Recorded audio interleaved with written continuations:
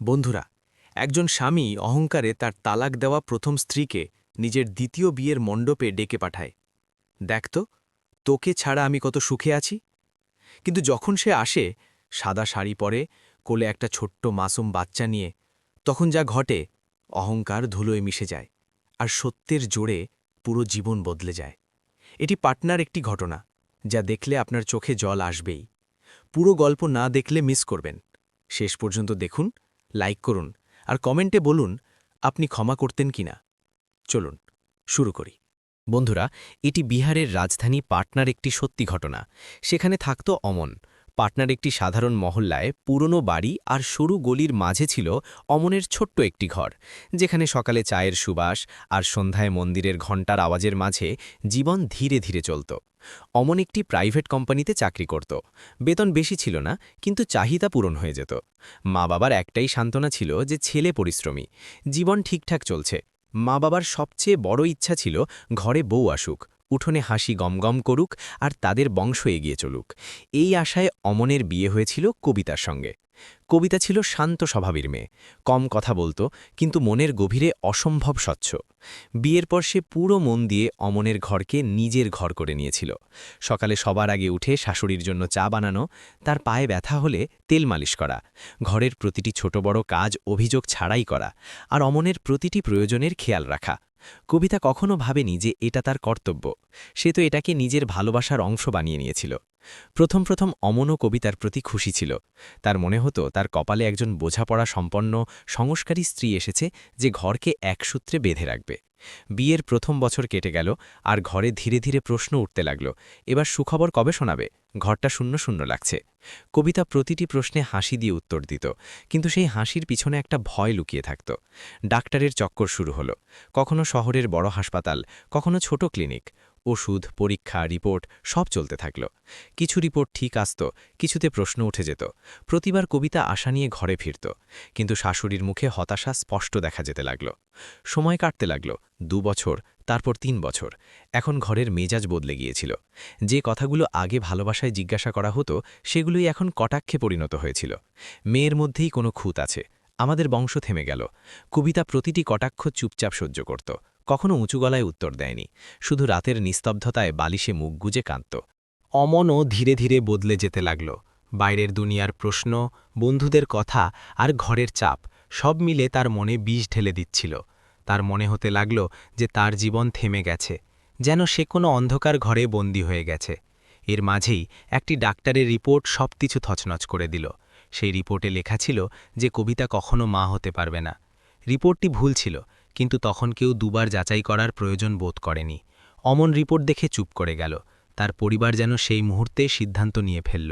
কবিতাকে যখন এটা জানানো হলো, সে হাত জোর করে শুধু বলল, আমাকে একটু সময় দিন, চিকিৎসা চলছে। তার চোখে আশা ছিল, গলায় অনুনয় ছিল, কিন্তু ঘরে আর কেউ অপেক্ষা করতে রাজি ছিল না। অমনের মনেও এখন করুণার চেয়ে ভয় বেশি ছিল। ভয় যে তার জীবন অসম্পূর্ণ থেকে যাবে, ভয় যে লোকে তাকে কটাক্ষ করবে। এক রাতে বেশি তর্ক ছাড়াই অমন সেই শব্দগুলো বলে ফেলল, যা কোনো নারীর দুনিয়া উজাড় করে দেয়, আমার তালাক চাই। কবিতার মনে হলো যেন তার পায়ের নিচ থেকে মাটি সরে গেল। সে কখনো ভাবেনি যে যার সঙ্গে সে জীবন কাটানোর স্বপ্ন দেখেছিল, সেই মানুষটাই এভাবে তার সঙ্গ ছেড়ে দেবে। সে কেঁদে বোঝানোর চেষ্টা করল, চিকিৎসার ফাইল দেখালো, আশার কথা বলল, কিন্তু অমনের মন পাথর হয়ে গিয়েছিল। কয়েকদিনের মধ্যেই তালাক হয়ে গেল। কবিতা মায়ের বাড়ি ফিরে এলো। একটি ছোট্ট ঘর, বুড়ো মা বাবা, আর প্রচণ্ড নিস্তব্ধতা। সে কাউকে কিছু বলেনি, শুধু চুপচাপ সব সহ্য করত। কিন্তু সেই নিস্তব্ধতার মধ্যে একটি সত্য বড় হচ্ছিল। কবিতা গর্ভবতী ছিল। তালাকের ধাক্কা, ওষুধ আর দুর্বলতার কারণে সে নিজেও এটা স্পষ্টভাবে বুঝতে পারছিল না। যখন ডাক্তার জানালো যে সে মা হতে চলেছে, কবিতার চোখ থেকে অশ্রু বেরিয়ে এলো। সেই অশ্রু দুঃখের ছিল না, সেই অশ্রু ছিল সেই প্রশ্নের, যদি এই সত্যটা আগে জানা যেত, তাহলে কি আমার বিয়ে বেঁচে যেত? কিন্তু এখন অনেক দেরি হয়ে গিয়েছে। কবিতা সিদ্ধান্ত নিল যে সে এই সন্তানকে দুনিয়ায় আনবে, কোনো সাহায্য ছাড়া, কোনো অভিযোগ ছাড়া। সে অমনকে খবর দিল না। তার মনে শুধু একটাই কথা ছিল, যে মানুষটা মা হওয়ার আগেই আমাকে ছেড়ে দিয়েছে, তার পিতা হওয়ার অধিকার নেই। ওদিকে অমনের জীবনও এগিয়ে চলছিল। তালাকের পর সে নিজেকে কাজে ডুবিয়ে দিয়েছিল। কিছুদিন পর তার চাকরি ভালো হলো, টাকা আসতে লাগল, কিন্তু ঘরে আবার সেই নিস্তব্ধতা। মা বাবা এখন খোলাখুলি বলতে লাগলেন, দ্বিতীয় বিয়ে করে নাও, নইলে বুড়ো বয়সে সাহারা কে হবে? অমন বাইরে থেকে রাজি হতো, কিন্তু ভিতরে কোথাও কিছু ভেঙে যেত। তবু সে নিজে অহংকারকে সত্যি মেনে নিত, নিজেকে সঠিক প্রমাণ করত। অন্যদিকে কবিতা একটি ছেলের জন্ম দিল, ছোট্ট নিষ্পাপ, তার আঙুল ধরা জীবন। কবিতা তার নাম রাখল আরব। আরবই এখন তার দুনিয়া। তার জন্যই সে বেঁচেছিল, তার জন্যই প্রতিটি যন্ত্রণা সহ্য করত, প্রতি রাত জেগে থাকত, আর প্রতি সকালে নতুন শক্তি নিয়ে উঠত। আর এখান থেকেই গল্পটা সেই মোড় নিল যার কল্পনা কেউ করেনি। তালাকের পর অমনের জীবন বাইরে থেকে সামলে উঠেছিল, কিন্তু ভিতরে সে প্রতিদিন আরও খালি হয়ে যাচ্ছিল। চাকরিতে উন্নতি হয়েছিল, বেতন বেড়েছিল, অফিসে লোকে এখন সম্মান করে কথা বলতো, তার সিদ্ধান্তকে গুরুত্ব দেওয়া হতো। কিন্তু সন্ধ্যা নামলেই ঘরে ফিরে সেই ঘর যা একসময় নিজের মনে হতো, এখন তাকে কামড়ে ধরত। দেয়ালে নিস্তব্ধতা ভরা থাকত, পাখার শব্দও যেন কটাক্ষ করত, আর মায়ের চোখে প্রতিদিন একই প্রশ্ন ভাসত, এখন কি হবে? মা কিছু না বলেও অনেক কিছু বলে দিতেন। সময়ের সঙ্গে মা বাবার চাপ বাড়তে লাগল, আত্মীয়রা আসতে লাগল, বৈঠকে ফিসফিস শুরু হলো, কথা সরাসরি মুখে বলা হতে লাগল। একা কতদিন থাকবে? ঘরে উত্তরাধিকারী দরকার, জীবন এভাবে কি কাটে? অমন আগে প্রতিটি কথা হেসে উড়িয়ে দিত, কখনো কাজের অজুহাত, কখনো ক্লান্তির। কিন্তু একদিন সে ক্লান্ত হয়ে গেল, হয়তো লোকের কাছে নয়, নিজের ভিতরের সেই শূন্যতায় যা তাকে প্রতি রাতে চুপচাপ গিলে নিত। সেই দিনই সে রাজি হয়ে গেল। হয়তো এজন্য নয় যে সে দ্বিতীয় বিয়ে করতে চায়, বরং সেই নিস্তব্ধতা থেকে পালাতে চায়, সেই একাকিত্ব থেকে যা কবিতার চলে যাওয়ার পর তার ভিতরে বাসা বেঁধেছিল। ঘরের লোকের মনে হল এবার সব ঠিক হয়ে যাবে, যেন দ্বিতীয় বিয়ে তার জীবনের প্রতিটি অসম্পূর্ণতা পূরণ করে দেবে। দ্বিতীয় বিয়ে ঠিক হল। মেয়ের নাম নেহা, পড়াশোনা করা, বোঝাপড়া সম্পন্ন, সভ্য আর ভালো ঘরের। সম্পর্ক ঠিক হতেই ঘরে আবার চাঞ্চল্য ফিরে এলো। মায়ের মুখে বছরের পর বছর পর হালকা আলো দেখা গেল। বাবা আত্মীয়দের সঙ্গে কথা বলতে গিয়ে গর্ববোধ করতে লাগলেন। বিয়ের তারিখ বের হল, কার্ড ছাপা হতে লাগল, আত্মীয়দের নিমন্ত্রণ পাঠানো হলো, ঘরে জামা কাপড়, গয়না আর আয়োজনের কথা হতে লাগল। কিন্তু এই সব প্রস্তুতির মাঝেও অমনের মনে কোথাও এক অদ্ভুত হলচল থেকে যেত। সে নিজেকে যতই পালাতে চাইত, কবিতা ততই স্পষ্ট মনে পড়ত। তার নীরবতা, তার সব কিছু সহ্য করেও অভিযোগ না করা, না বলেও অমনের মনের কথা বুঝে নেওয়া। অমন বারবার নিজেকে বলতো যে এসব অতীত, যে এখন তার জীবন এগিয়ে গেছে। কিন্তু মন তার কথা মানতে রাজি হতো না। এর মাঝে একদিন কোথা থেকে খবর পেল যে কবিতা এখনও পাটনাতেই আছে, তার বিয়ে হয়নি। এটা শুনে তার ভিতরে কিছু অদ্ভুত নড়ে উঠল। এক মুহূর্তের জন্য মনে কোথাও একটা চিনচিনে ব্যথা উঠল, কিন্তু পরক্ষণেই সেই ব্যথার উপর অহংকার চেপে বসল। তার মনে হল কবিতা এখনও তার জন্যই কষ্ট পাচ্ছে, তার জীবন অসম্পূর্ণ, শূন্য, আর হয়তো আজও তাকে মনে করে কাঁদে। এই চিন্তা তার মাথায় ধীরে ধীরে বিষ হয়ে ভরতে লাগল। সেই বিষ তার ভিতরে একটা সিদ্ধান্ত জন্ম দিল, যা সে নিজেও পুরোপুরি বুঝতে পারেনি। এক রাতে সে হঠাৎ ঠিক করে ফেলল যে সে কবিতাকে তার দ্বিতীয় বিয়ের নিমন্ত্রণ পাঠাবে। ঘরের লোকে শুনে অবাক হয়ে গেল। মা ভয়ে জিজ্ঞাসা করলেন, এটা কি দরকার? বাবা চিন্তা প্রকাশ করলেন, লোকে কি বলবে? কিন্তু অমনের স্বর কঠিন ছিল। সে বলল, আমি শুধু তাকে দেখাতে চাই যে আমি এগিয়ে গেছি। তার কথায় প্রতিশোধের গন্ধ ছিল, কিন্তু সে নিজে এটাকে অহংকারের সত্যি মেনে নিয়েছিল। হয়তো তার ভিতরের ভাঙা মানুষটা কবিতাকে ভেঙে পড়তে দেখতে চেয়েছিল, যাতে তার নিজের ভাঙার যন্ত্রণা কম লাগে। বিয়ের কার্ড কবিতার বাড়ি পৌঁছাল। তখন কবিতা রান্নাঘরে ছিল। আরফ মেঝেতে তার খেলনা নিয়ে খেলছিল। দরজায় খটখট শব্দ হল। ডাকপিয়ন খাম দিয়ে নেল। কবিতার চোখ যেই নামের ওপর পড়ল, অমন তার হাত কেঁপে উঠল। মন এক মুহূর্তের জন্য জোরে ধক করে উঠল। সে কয়েক সেকেন্ড খাম না খুলে দাঁড়িয়ে রইল, যেন অতীত হঠাৎ তার সামনে এসে দাঁড়িয়েছে। তারপর গভীর নিঃশ্বাস নিয়ে ধীরে ধীরে কাঠ খুলল। সেই নাম, সেই বাড়ি, সেই তারিখ, সেই মণ্ডপ, আর নিচে লেখা, আপনি পরিবার সহ সাদর আমন্ত্রিত। কবিতার ঠোঁটে হালকা একটা হাসি ফুটে উঠল। এই হাসি খুশির ছিল না, জ্বলার ছিল না। এই হাসি ছিল সেই সত্যের যা সে একা বছরের পর বছর বুকে চেপে বেঁচে এসেছে। আরফ তার কোলে উঠে বসল আর নিষ্পাপ গলায় জিজ্ঞাসা করল, মা, এটা কি? কবিতা তার চুলে হাত বুলিয়ে শান্ত গলায় বলল, এটা তোমার বাবার বিয়ের কার্ড। আরফ কিছুই বুঝল না, শুধু হাসল, যেন তার কাছে এটাও কোনো গল্পের অংশ। সেই রাতে কবিতা দেরি করে ঘুমোল। চোখ বন্ধ করতেই অতীতের সব দৃশ্য ঘুরতে লাগল। তালাকের সেই দিন, অমনের মুখ থেকে বেরোনো সেই শব্দ, ঘর ছাড়ার সময় পাওয়া অপমান, মায়ের বাড়ির নিস্তব্ধতা, আর তারপর আরবের জন্ম। মনের কোনো কোণে ব্যথা উঠল, কিন্তু এই ব্যথা এখন তাকে ভাঙছিল না। এই ব্যথা এখন তার শক্তি হয়ে গিয়েছিল। সকাল হলে কবিতার চোখে এক অদ্ভুত শান্তি ছিল। সে মনে মনে একটা সিদ্ধান্ত নিয়ে ফেলল। সে এই বিয়েতে যাবে, পালানোর জন্য নয়, জ্বলার জন্য নয়, প্রতিশোধের জন্যও নয়, বরং সত্যির পাশে দাঁড়ানোর জন্য। সে আলমারি খুলল, শাড়ি বের করল, আরাফের জামা তৈরি করল। আরাফ খুশিতে লাফাতে লাগল, যেন কোনো মেলায় যাচ্ছে। কবিতা তাকে দেখতে দেখতে মনে মনে ভাবতে লাগল, যে মানুষটা আমাকে মা হওয়ার আগেই ছড়ে ফেলে দিয়েছে, আজ সেই মানুষই তার ছেলের সামনে দাঁড়াবে। ওদিকে অমন বিয়ের প্রস্তুতিতে ডুবেছিল। তার পুরো বিশ্বাস ছিল যে কবিতা আসবে আর এলে ভেঙে পড়বে। এই চিন্তায় তার অহংকার আরও গভীর হচ্ছিল। তার একটুও আন্দাজ ছিল না যে যে সত্যকে সে জ্বালাতে এসেছে সেই সত্যই তার পুরো দুনিয়া নাড়িয়ে দেবে। বিয়ের দিন এলো। অমনের বাড়ি আর আশেপাশের পুরো এলাকা আলোয় ভাসছিল। রঙিন ঝাড়ের ঝলক, গেটে ফুলের সুবাস, ঢাকঢোলের জোরালো আওয়াজ আর আত্মীয়দের ভিড়, সবকিছু ঠিক যেমন একটি বড় সুখী বিয়েতে হয়।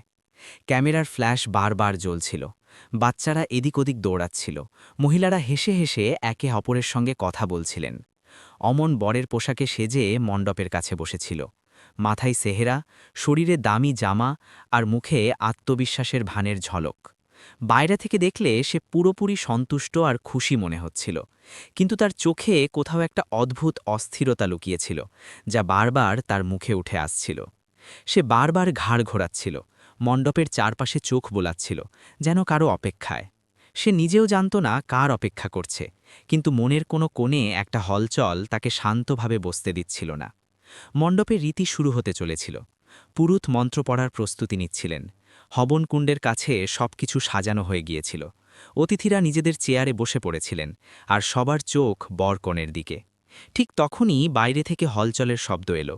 কেউ কেউ উঠে দাঁড়ালো, কেউ চেয়ারে বসেই ঘাড় ঘুরিয়ে দরজার দিকে তাকাতে লাগল। ফিসফিস শুরু হলো, যেন কোনো অজানা আওয়াজ সবার দৃষ্টি আকর্ষণ করেছে। সেই দরজা দিয়ে একজন মহিলা ভিতরে ঢুকল। তার পায়ের পদক্ষেপ ধীর ছিল, চলায় কোনো ঘাবড়ে যাওয়া ছিল না। সে সাদা শাড়ি পরেছিল, না কোনো গয়না না কোনো সাজ। মুখে অদ্ভুত একটা প্রশান্তি, যেন সে নিজের সঙ্গেই অনেক আগেই সব প্রশ্নের উত্তর পেয়ে গেছে। তার চোখে গভীরতা ছিল, এমন গভীরতা যাতে যন্ত্রণাও ছিল, ধৈর্যও ছিল, আর এক অবিচল সত্যও ছিল। তার কোলে একটি ছোট্ট বাচ্চা, যে চারপাশের আলো, শব্দ আর লোকজন দেখে কৌতূহলে এদিক ওদিক তাকাচ্ছিল, যেন তার কাছে এসব কোনো নতুন মেলার থেকে কম নয়। সেই মহিলা ছিল কবিতা। কয়েক সেকেন্ডের জন্য পুরো মণ্ডপ যেন স্থির হয়ে গেল। ঢাকঢোলের আওয়াজ ধীরে পড়ে গেল, লোকের শ্বাস থেমে গেল। তারপর ধীরে ধীরে ফিসফিস শুরু হল, এখানে কেন এসেছে? এ তো প্রথম স্ত্রী, বিয়ের মণ্ডপে। অমনের চোখ যেই কবিতার উপর পড়ল, তার পুরো শরীর অবশ হয়ে গেল। তার হাত ঠান্ডা হয়ে গেল, হৃদয় জোরে জোরে ধরফর করতে লাগল, আর শ্বাস যেন আটকে গেল। সে বুঝতেই পারছিল না এসব কি হচ্ছে। তার দৃষ্টি কবিতার কোলে বসা সেই বাচ্চার উপর আটকে গেল। বাচ্চার চোখ, তার মুখ, তার নিষ্পাপ হাসি, সবকিছু তাকে কোথাও চেনা চেনা লাগছিল। সেই নিষ্পাপের মধ্যে সে নিজেরই ছায়া দেখতে পেল, আর এই অনুভূতি তার ভিতরে ঝড় হয়ে নাড়িয়ে গেল। কবিতা ধীরে ধীরে এগোতে লাগল। প্রতি পদক্ষেপে লোকে নিজে থেকেই রাস্তা ছেড়ে দিতে লাগল। কেউ কিছু বলতে পারছিল না, কেউ তাকে থামানোর সাহস করেনি। কবিতা অন্য কাউকে দেখছিলই না, তার দৃষ্টি শুধু অমনের উপর আটকে ছিল, যেন বছরের পর বছরের সব হিসাব আজ তার চোখ দিয়ে বেরিয়ে আসতে চলেছে। ঠিক তখনই আরাভ নিষ্পাপ গলায় জিজ্ঞাসা করল, মা, এইসব লোক কারা? কবিতা এক মুহূর্ত থেমে, গলা না কাঁপিয়ে, চোখ না নামিয়ে বলল, এ হলো তোমার বাবা। এই কথা যেন পুরো মণ্ডপে গমগম করে উঠল। পুরোহিতের মন্ত্র মাঝপথে থেমে গেল। ঢাকঢোলের আওয়াজ পুরোপুরি নিস্তব্ধ হয়ে গেল। ক্যামেরার ফ্ল্যাশ বন্ধ হয়ে গেল। প্রতিটি মানুষ যেন পাথর হয়ে গেল। অমনের হাত থেকে ফুলের মালা পিছলে মাটিতে পড়ে গেল। তার মুখ সাদা হয়ে গিয়েছিল। তার মনে হল যেন তার পায়ের নিচ থেকে মাটি সরে গেল, আর সে কোনো গভীর অন্ধকারে পড়তে পড়তে চলেছে। লোকে একে অপরের দিকে তাকাতে লাগল। কেউ বুঝতে পারছিল না কি বলবে, কি করবে। কারো চোখে অবাক বিস্ময়, কারো মুখে লজ্জা, আর কারো মনে অদ্ভুত ভয়। কবিতা শান্ত স্বরে বলতে শুরু করল। তার গলায় না রাগ ছিল, না প্রতিশোধের আগুন, না কান্নার দুর্বলতা। তার কথায় শুধু সত্য ছিল। সে বলল যে তালাকের সময় সে গর্ভবতী ছিল, কিভাবে একটা ভুল রিপোর্টের জন্য তাকে দোষী সাব্যস্ত করা হয়েছিল, কিভাবে কোনো সাহায্য ছাড়া সে সব কিছু সহ্য করেছে, কিভাবে একা সে সন্তানের জন্ম দিয়েছে আর প্রতিদিন নিজের যন্ত্রণা হাসির পিছনে লুকিয়ে ছেলেকে মানুষ করেছে। সে কারও উপর অভিযোগ করেনি, কাউকে কাঠগড়ায় দাঁড় করায়নি, কারোর জন্য বদদোয়াও করেনি। সে শুধু বলল, আমি আজ এখানে জ্বলতে আসিনি, আমি আমার ছেলেকে তার বাবার সঙ্গে মেলাতে এসেছি। এ বলে সে একটা ফাইল অমনের দিকে এগিয়ে দিল। তাতে ডাক্তারের রিপোর্ট ছিল, তারিখ ছিল, প্রমাণ ছিল। সেই ডাক্তারই, যিনি এই বিয়েতে অতিথি হয়ে বসেছিলেন, ধীরে ধীরে উঠে দাঁড়ালেন। তার মাথা লজ্জায় ঝুঁকেছিল, গলা কাঁপছিল। যখন তিনি বললেন, ভুলটা আমাদের ছিল, রিপোর্ট ভুল ছিল, এটা শুনে পুরো মণ্ডপ নিস্তব্ধতায় ডুবে গেল, যেন কারো হৃদয়ের উপর ভারী পাথর রেখে দেওয়া হলো। আরব আবার অমনের দিকে তাকাল। তার চোখে কোনো অভিযোগ ছিল না, কোনো প্রশ্ন ছিল না, শুধু নিষ্পাপ কৌতূহল। সে ধীরে বলল, আপনি আমার বাবা? এটা শুনে অমনের ভিতরে যেন কিছু ভেঙে চুরমার হয়ে গেল। তার চোখ থেকে অশ্রু গড়াতে লাগল। সে কিছু বলতে পারল না। তার অহংকার, তার গর্ব, তার মিথ্যে আত্মবিশ্বাস সব একে একে ধুলো হয়ে গিয়েছিল। সে সেখানেই বসে রইল একজন অপরাধীর মতো, এমন একজন মানুষের মতো যে নিজের জীবনের সবচেয়ে বড় সত্যকে অস্বীকার করেছিল। নেহা, যে এতক্ষণ চুপচাপ সব দেখছিল, ধীরে ধীরে উঠে দাঁড়াল। তার চোখ ভিজে ছিল। সে প্রথমে কবিতাকে দেখল, তারপর সেই নিষ্পাপ বাচ্চাকে, আর তারপর অমনকে। তার ঠোঁট কাঁপছিল, যেন সে কিছু বলতে চায়, কিন্তু শব্দ তার সঙ্গ দেয় না। পুরো পরিবেশে শুধু একটা অনুভূতি ভাসছিল, যন্ত্রণা, অনুশোচনা আর মানবতা। বিয়ের রীতি সেখানেই থেমে গিয়েছিল। মণ্ডপ এখন আর বিয়ের নয়, সত্যের সাক্ষী হয়ে গিয়েছিল। আর অমন এখন জেনে গিয়েছিল যে নারীকে সে আজ অহংকারে জ্বালাতে ডেকেছিল, সেই নারীই তার জীবনের সবচেয়ে বড় সত্য নিয়ে তার সামনে দাঁড়িয়ে। এমন সত্য যা তার পুরো দুনিয়া নাড়িয়ে দিয়েছিল। মণ্ডপে ছড়ানো নিস্তব্ধতা যেন ভারী বোঝার মতো প্রত্যেকের বুকে চেপে বসেছিল। কেউ কিছু বলতে পারছিল না, যেন সময় থেমে গেছে। অমন এখনও সেখানে দাঁড়িয়ে, তার চোখ থেকে অশ্রু অবিরাম পড়ছে, ঠোঁট কাঁপছে, গলা শুকিয়ে গেছে, কিন্তু গলা থেকে শব্দ বেরোচ্ছে না। যে মানুষটা একদিন নিজের অহংকার, সমাজের ভয় আর অসম্পূর্ণ তথ্যের জোরে একজন নারীকে ছেড়ে দিয়েছিল, আজ সেই মানুষই নিজের সত্যের সামনে পুরোপুরি ভেঙে পড়েছে। তার চোখের সামনে গত বছরগুলোর ছবি ঘুরছে, কবিতার নীরবতা, তার সব সহ্য করা, তার হাত জোর করে সময় চাওয়া, আর তারপর এভাবে ঘর ছেড়ে চলে যাওয়া। ধীরে ধীরে অমন এগিয়ে গেল। তার পদক্ষেপ ভারী ছিল, যেন প্রতি পদক্ষেপে তাকে নিজের করা পাপের হিসাব দিতে হচ্ছে। সে কবিতার সামনে এসে থামল। কিছুক্ষণ সে তাকে শুধু তাকিয়ে রইল। সেই কবিতা, যাকে সে একদিন দুর্বল মনে করেছিল, যাকে সে বোঝা ভেবেছিল, আজ সেই কবিতাই তার ছেলেকে নিয়ে পুরো আত্মসম্মান আর মর্যাদা নিয়ে দাঁড়িয়ে। তার মুখে না গর্ব ছিল, না প্রতিশোধের আগুন, শুধু একটা গভীর শান্তি, যা অমনের ভিতরে আরও ঝড় তুলছিল। হঠাৎ অমনের পা কেঁপে উঠল, আর সে সবার সামনে হাঁটুতে ভেঙে বসে পড়ল। না কোনো ভান, না কোনো নাটক। তার গলা ভেঙে গেল, শব্দ ছড়িয়ে গেল, আর সে কেঁদে উঠল। আমি খুব বড় অপরাধ করেছি, আমি তোমাকে নয়, নিজের রক্তকে ছুঁড়ে ফেলে দিয়েছি, আমাকে ক্ষমা করে দাও কবিতা। মণ্ডপে ফুপিয়ে কান্নার আওয়াজ গমগম করে উঠল। কবিতা তাকে এমনভাবে দেখল না যেমন কেউ অপরাধীকে দেখে, বরং এমনভাবে দেখল যেন একজন মানুষ আরেকজন মানুষের সবচেয়ে বড় পরাজয় দেখছে। সে ঝুঁকে আমানকে তুলল। তার গলা শান্ত ছিল, কিন্তু তার শব্দগুলো খুব ভারী ছিল। ক্ষমা চাওয়া সহজ আমান, কিন্তু ক্ষমার যোগ্য হওয়া কঠিন। তুমি আমাকে ভাঙনি, তুমি নিজের ছেলের অধিকার কেড়ে নিয়েছিলে। আমানের দৃষ্টি নিজে থেকেই আরাফের ওপর গেল। আরাফ তাকে দেখছে, না ভয় নিয়ে, না ঘৃণা নিয়ে, না কোনো অভিযোগ নিয়ে, শুধু একটা নিষ্পাপ দৃষ্টি, যাতে কৌতূহল। আমানের হাট কাঁপছিল যখন সে আরাফকে কোলে তুলল। প্রথমবার সে নিজের ছেলের হৃৎপিণ্ডের ধুক ধুক এত কাছ থেকে অনুভব করল। সেই ছোট্ট বুকের প্রতিটি ধুকধুক আমানের হৃদয়ে হাতুড়ির মতো পড়ছিল। তখনই আরাফ তার কাঁধে মাথা রেখে ধীরে বলল, বাবা। এই শব্দটা আমানের কানে নয়, সরাসরি তার রুহে গিয়ে পৌঁছাল। সে ফেটে পড়ে কাঁদল। সেই কান্না কোনো পুরুষের নয়, সেই বাবার যে তার ছেলেকে জন্মের আগেই হারিয়েছিল। তখন নেহা, যে এতক্ষণ চুপচাপ সব দেখছিল, ধীরে ধীরে এগিয়ে এলো। তার চোখে যন্ত্রণা ছিল, অশ্রু ছিল, কিন্তু সঙ্গে একটা স্পষ্ট চিন্তা আর বোঝাপড়াও ছিল। সে কাঁপা গলায় বলল, আমি কোনো নারীর ভাঙার ওপর দাঁড়িয়ে নিজের জীবন শুরু করতে পারব না। আমি কোনো বাচ্চার অধিকারের মাঝে দেয়াল হয়ে দাঁড়াতে পারব না। এত বলে সে আমানের হাত থেকে মালা খুলে নিল। সেই মালা মাটিতে পড়তেই যেন পুরো মণ্ডপের অহংকারও ভেঙে ছড়িয়ে গেল। কেউ নেহাকে থামাল না, কেউ প্রশ্ন করল না, কারণ সবাই বুঝে গিয়েছিল যে আজ যা হচ্ছে তাই সঠিক। অমন নেহার সামনে মাথা নত করল। তার চোখে কৃতজ্ঞতা আর অপরাধ দুটোই ছিল। তারপর সে ধীরে কবিতার দিকে ঘুরল আর কাঁপা গলায় বলল, যদি আজও তুমি আমাকে একটা সুযোগ দাও, স্বামী হিসেবে নয়, একজন দায়িত্বশীল মানুষ আর বাবা হিসেবে। কবিতার চোখ ভরে এলো। এত বছরের যন্ত্রণা, অপমান, একাকিত্ব, সংগ্রাম সবকিছু এক মুহূর্তে তার চোখের সামনে এসে গেল। সে কিছুক্ষণ চুপ করে রইল। সেই নীরবতায় অনেক কিছু বলা হয়ে গিয়েছিল। তারপর সে আরফকে ধীরে নামিয়ে বলল, এই সিদ্ধান্ত আমার নয় অমন, এটা তার ভবিষ্যতের। আরফ কিছু না বুঝে অমনের আঙুল ধরে ফেলল। সেই ছোট্ট হাতের ধরা যেন অমনকে জীবনের শেষ আশা দিল। কবিতা গভীর নিঃশ্বাস নিয়ে বলল, আমি ভুলতে পারি না, কিন্তু ক্ষমা করতে পারি, কারণ একটা বাচ্চার অধিকার সবার উপরে। অমন সেই মুহূর্তে কবিতার হাত ধরে ফেলল। এবার সেই ধরায় না জেদ ছিল, না অহংকার, না মালিকানার অধিকার, শুধু দায়িত্ব ছিল, অনুশোচনা ছিল আর সম্মান ছিল। বিয়ের মণ্ডপ আবার সাজানো হলো, কিন্তু এবার না কোনো শোরগোল, না ঢাকঢোল, না দেখানো। নিস্তব্ধতায়, অশ্রু আর সত্যের মাঝে একটা ভাঙা জীবনকে জোড়ার রীতি পূর্ণ হল। যে সম্পর্ক একদিন ভুল বোঝাবুঝি, অসম্পূর্ণ রিপোর্ট আর অহংকারের জন্য ভেঙে গিয়েছিল, আজ সেই সম্পর্কই সত্য, স্বীকৃতি আর মানবতার সাহায্যে আবার জুড়ে গেল। কেউ কেউ আস্তে আস্তে বলছিল, কপাল হলে এমন, কারো চোখে অশ্রু, আর তারা বলছিল, নারী হলে কবিতার মতো।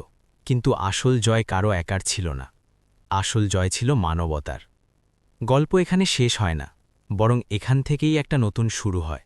এমন শুরু যেখানে সম্পর্কের ভিত্তি অহংকারে নয়, বোঝাপড়া আর সত্যের ওপর রাখা হয়। এই গল্প থেকে শিক্ষা শুধু এটুকুই, যে কোনো নারীর মূল্য তার গর্ব থেকে বিচার করো না।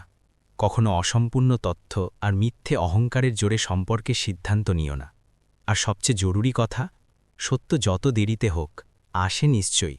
এবার নিজেকে একবার জিজ্ঞাসা করুন, যদি আপনার জীবনে কোনো সম্পর্ক শুধু একটা ভুল বোঝাবুঝির জন্য ভেঙে যাচ্ছে, তাহলে কি আপনি একবার সত্যটা জানার চেষ্টা করবেন? আর যদি আপনি অমনের জায়গায় থাকতেন, তাহলে কি আপনার নিজের ভুল স্বীকার করার সাহস হতো? যদি এই গল্প আপনার মন ছুঁয়ে থাকে, তাহলে লাইক করুন, শেয়ার করুন আর কমেন্টে অবশ্যই বলুন, কবিতার সিদ্ধান্ত কি ঠিক ছিল? আর আপনি তার জায়গায় থাকলে ক্ষমা করতে পারতেন কি? এমনই সত্যি আর আবেগপূর্ণ গল্পের জন্য জুড়ে থাকুন, কারণ এখানে গল্প নয়, জীবনের আয়না দেখানো হয়।